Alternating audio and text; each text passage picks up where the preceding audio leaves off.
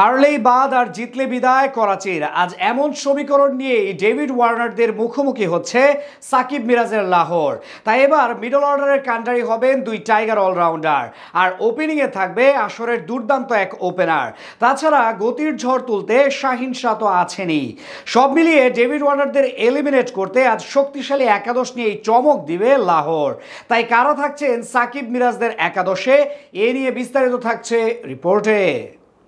PSL এর group পর্বের পর এবার জমে উঠেছে এলিমিনেটর ম্যাচের হাড্ডাহাড্ডি লড়াই, যেখানে 12 পয়েন্ট নিয়ে টেবিলের 3-এ থাকা ডেভিড ওয়ার্নারের করাচি কিংসের মুখোমুখি হবে সাকিব মিরাজের লাহোর কালান্দার্স। এদিকে 11 পয়েন্ট নিয়ে টেবিলের 4-এ আছে লাহোর। তাই আজ হারলেই বিদায় নিতে হবে আসর থেকে, বিপরীতে জিততে পারলে বিদায় নিশ্চিত করাচির। শিরোপার ভাঙা স্বপ্ন নিয়েই ছিটকে যাবে তারা, তাই এমন সুযোগ হেলায় হারাতে চাইবে না লাহোর ফ্র্যাঞ্চাইজিও। ইতিমধ্যেই লেগ স্পিনার রিশাদ হোসেনের পর দলটির হয়ে মাঠে নেমেছেন টাইগার অলরাউন্ডার সাকিব আল হাসান। পাশাপাশি বর্তমান সময়ে র্যাঙ্কিং এর শীর্ষ সারিতে থাকা মেহেদী মিরাজকেও স্কোয়াডে ভিড়িয়েছে শাহিন শাহর দল। তাই ডেভিড ওয়ার্নারদের রুখতে এবার দুই টাইগার অলরাউন্ডারের যুগলবন্দিতেই চমক দিতে চাইবে লাহোর। তাছাড়া একাদশেও রাখা হবে দলের সেরা সেরা ক্রিকেটারদের, কেননা যে কোনো মূল্যে জয় আদায়ের কোনো বিকল্পই নেই রাত 9টার ম্যাচে। এদিকে লাহোর স্কোয়াডের পারফরমেন্স বলছে ওপেনিং এ দেখা যেতে পারে দুর্দান্ত ছন্দে থাকা ফখর জামানকে। চলতি আসরে তার ব্যাট থেকে এসেছে 4টি নজরকাড়া অর্ধশতকের ইনিংস। এমনকি সবশেষ ম্যাচে জালমির বিপক্ষেও 60 রানের দুর্দান্ত এক ইনিংস খেলেন তিনি। ওপেনিং এর আরেক প্রান্তে থাকবেন মোহাম্মদ নাইম। চলমান আসরে দলটির ওপেনিং এর অন্যতম ভরসা এই পাক ব্যাটার। এরপর ওয়ান ডাউনে দেখা যেতে পারে পাকিস্তান জাতীয় দলের ওপেনার আব্দুল্লাহ শফিককে। সবশেষ ম্যাচে ব্যাট হাতে নিজের নামের প্রতি খুব একটা সুবিচার করতে না পারলেও দলের এই অবস্থানে তার গুরুত্ব অপরিসীম, তাই আরো একটা সুযোগ পেতেই পারেন তিনি।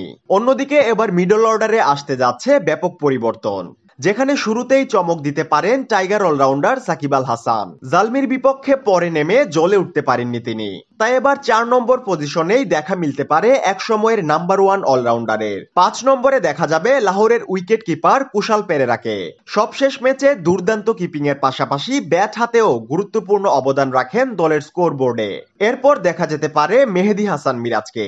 জিম্বাবুয়ের অলরাউন্ডার সিকান্দার রাজার পরিবর্তে তিনিই হবেন লাহোরের একমাত্র ভরসা, কেননা সাম্প্রতিক সময়ে ব্যাটিং কিংবা বোলিং দুই বিভাগেই রীতিমতো চমকের পসরা সাজিয়ে বসেছেন খুলনার এই ছেলে।